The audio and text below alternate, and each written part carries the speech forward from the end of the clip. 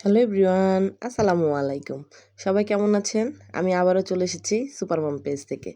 তো আজকে একটা রেসিপি নিয়ে আপনাদের সাথে দেখা করতে আসলাম। অনেক দিন রেসিপি দেওয়া হয় না, অনেক দিন আপনাদের সাথে কথা হয় না। তো এই দেখেন, আমরা এখানে একটা কেএফসির যে আমরা চিকেনটা খাই বাইরে কিনে, সেম প্রসেসে কীভাবে মানে ওরা মানে হ্যাক রেসিপি বলতে গেলে। তো এটা কিভাবে আজকে আমি করব সেম ওয়েতে, আপনারা একটু কষ্ট করে দেখেন, তাহলে আপনারাও বানায় আপনাদের বাচ্চাদের খাওয়াতে পারবেন। তো এখানে আমি যে চিকেনটা দেখেছেন, তো ফ্রেশ করে ধুয়ে নিয়েছি। এটার মধ্যে আমি হালকা মানে চিমটি পরিমাণ বেকিং সোডা আর হলো গিয়ে আপনার ভিনেগার দুই মুখার মতো, মানে 2 চামচ, 1 চামচ হবে হয়তো বা, এইটু নিয়ে এখানে পানি দিয়ে 2 গ্লাস নর্মাল পানি দিয়ে এখানে ডিপ করে ভিজিয়ে রাখবো। এটা আপনাকে 20 মিনিট রেস্টে রাখতে হবে। 20 মিনিট রেস্টে রাখার কারণে এটা কিসের জন্য করা হলো এটা আমি বলতেছি। তো এই যে আমাদের হয়ে গেছে 20 মিনিট পর, আমরা এই যে চিকেনটাকে এখন তুলে ফ্রেশ একটা পানিতে একবার ক্লিন করে নিয়ে নেব। হয়ে গেছে আমাদের এটা করার কারণ হলো, আপনাদের কেএফসির যে চিকেনটা আমরা বাইট দিলে ভিতর থেকে যে জুসি একটা ভাব আছে, জুসিনেস যে আছে, ওই জুসিনেসটা কাজ করবে এটা করার কারণে, এই ভিনেগার আর সোডা দিয়ে, বেকিং সোডা দিয়ে মানে ডিপ করে রাখার কারণে 20 মিনিটে দেখেন। আর আরেকটা জিনিস, এইখানে আরেকটা কাজ আছে, সেটা হলো আমরা অনেক সময় চিকেন বাইট দিলে ব্লাড বের হয়, এটাতে তা হবে না। এটা ব্লাডটা বন্ধ করে দিবে, এটাতে কখনো রক্ত বের হবে না। তো যাই হোক, যে ফ্রেশ করে কিন্তু ধোয়া হয়ে গিয়েছে আমার। এই যে আমি এখন এটা প্রসেসিং করার ওয়েতে যাব। তো দেখেন কিভাবে প্রসেসিং করি। সেম ওয়েতে প্রসেসিং করলে কিন্তু আপনারা কেএফসির যে চিকেনটা, সেটা অবশ্যই ওই স্বাদ ওই রকম সব পুরাটাই পাবেন, যদি সেম প্রসেসিংটা ফলো করেন আর কি আমার। যাই হোক, এখন আমি একটু ঝরায় রাইখা পানিটা মানে একবারে শুকনা করে নিয়েছি। এখন এটার মধ্যে মশলা অ্যাড করব। প্রথমেই দিতে হবে ভিনেগার। আপনার এই রেসিপিতে ভিনেগার লাগবেই আপনার। ভিনেগার দেওয়ার কারণেই আপনি কেএফসির স্টাইলের মতো চিকেনটা পাবেন, পিওর চিকেনটা পাবেন। তো এখানে আমি 1 চামচের মতো, 1 চামচ, যাই হোক, আপনাদের পরিমাণ মতো মাংস দেখে বুঝে নিয়ে নেবেন আপনারা। তো এখানে একটু ভিনেগার দিয়ে এখন একটু সয়া সস 2 চামচের মতো দিয়ে দেব। এই 2টা লিকুইড দিয়ে এখন আমরা আদার্স যে ড্রাই মশলাগুলি আছে সেগুলি অ্যাড করব। তো এখন দিয়ে দেব হালকা কর্নফ্লাওয়ারটা আমরা 1 চামচ দিলাম। আপনাদের পরিমাণ মতো, আপনাদের মাংসের পরিমাণ মতো আপনারা মন মতো দিয়ে নেবেন। আমি 1 চামচ দিয়ে আর একটু দিয়েছি, মানে 1.5 চামচের মতো। আর এখানে যে স্পেশাল যে মশলাটা, যেটার কারণে কেএফসির সেই ফ্লেভার বা যাই বলেন ওই রকম স্টাইল, সেটা পুরাটাই হবে এই চিকেন পাউডারের কারণে। তো এখানে আমি 2 চামচ 3 চামচের মতো চিকেন পাউডারটা নিয়ে নিলাম। আপনারা যে কোনো ব্র্যান্ডের যে কোনো চিকেন পাউডার এখানে ইউজ করতে পারেন। আর চিকেন পাউডার কিন্তু মাস্ট দিতেই হবে, যদি আপনি সেম মানে মজাটা চান যে ওইরকম সেম কেএফসির মতো হবে, তাহলে চিকেন পাউডারটা এখানে অবশ্যই অ্যাড করবেন। আর এখানে আমি একটু আদা রসুন বাটা, লাল মরিচের গুঁড়া, চিলি ফ্লেক্স আর গোলমরিচ একটু ম্যাশ করে আর 3 পিস লেবুর রস দিয়ে এটা মাখায় ম্যারিনেট করে রাখবো।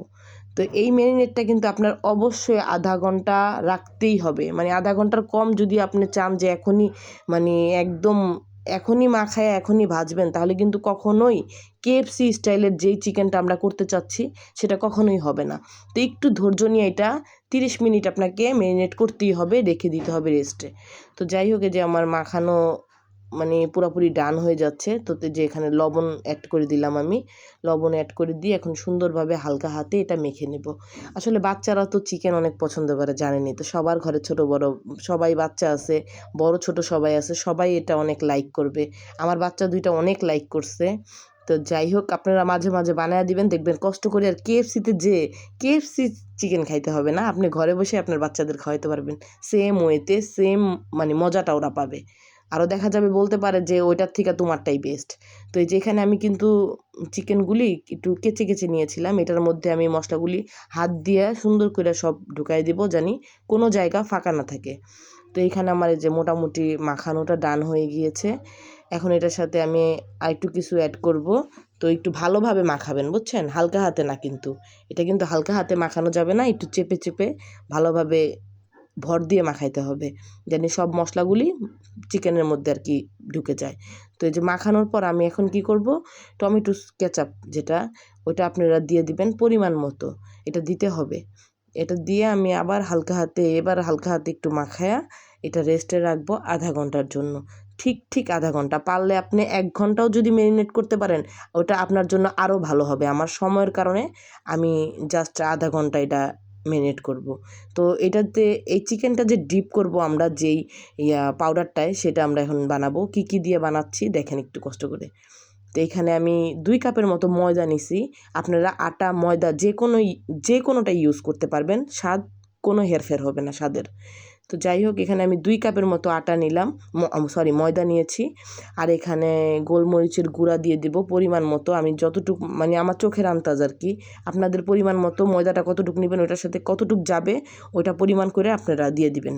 আমি এখানে আবার লাল মরিচের গুঁড়া যেটা আছে ওইটাও দিয়ে দেব। এখানে আরও কিছু অ্যাড করব, দেখেন কি অ্যাড করি।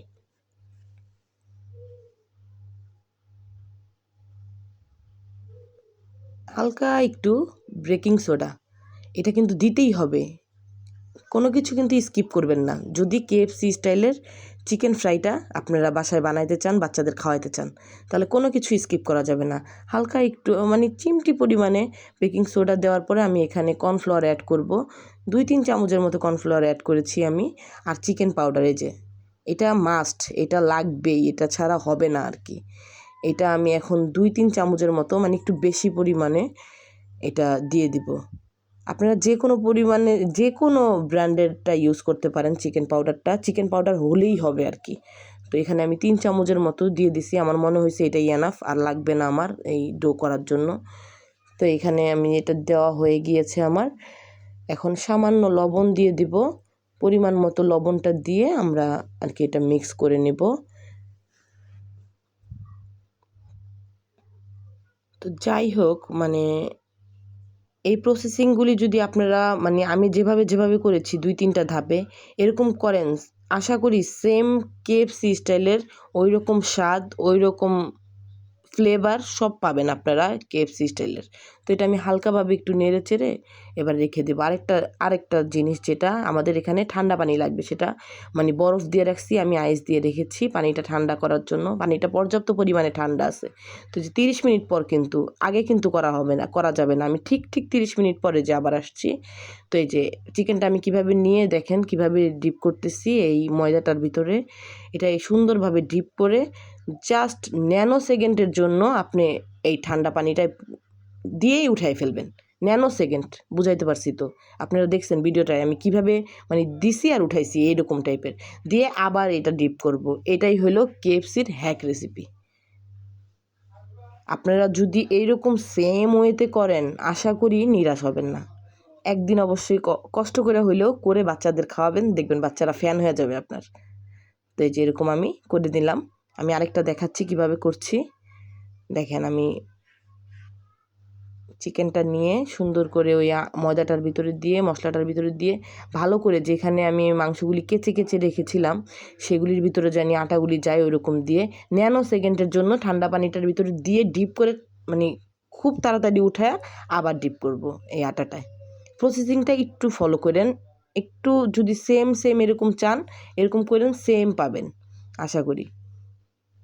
যে আমি এই কেচে রাখছি যে এখানে মাংসগুলি, এখানে সুন্দর করে আটাটা দিয়ে দেবো জানি ভিতরে সব পৌঁছায়। তো এরকম করে আমি সব কমপ্লিট করে নিচ্ছি, ঠিক আছে? এই দেখেন অলরেডি কিন্তু আমার সবগুলো ডিপ করা হয়ে গিয়েছে। এখন আমি এটা ভাজতে চলে যাব। তো ভাজাটারও একটা সিক্রেট আছে, চলুন সবাই দেখি কি। এই যে আমি একটা কড়াই নিয়েছি, হয়তো বা আমার কড়াইটা দেখে সবাই হাসাহাসি করছেন বা করবেন। যাই হোক, এই কড়াইটা নেওয়ার কারণও আছে। আমি ফ্রাই প্যানে করলে চাইলে করতে পারতাম, কিন্তু এটা করা যাবে না। এটা ওরা কিন্তু ডিপ ফ্রাই করে, এটা একবারে তেলের ভিতরে ছেড়ে দিয়ে একবারে ডিপ ফ্রাই করে উঠায়, ঠিক আছে? এর জন্য আমি একটা ছোট্ট কড়াই নিয়েছি, পুরাতন হলেও এটা অনেক মানে তেলতালা একটা কড়াই। যাই হোক, এটাতে ভেজে যে আরাম পাইছি এরকম আমি ফ্রাই প্যানে পাইতাম না। তো যাই হোক, এটার ভিতরে আমি 1/2 লিটারের মতো তেল ইউজ করব।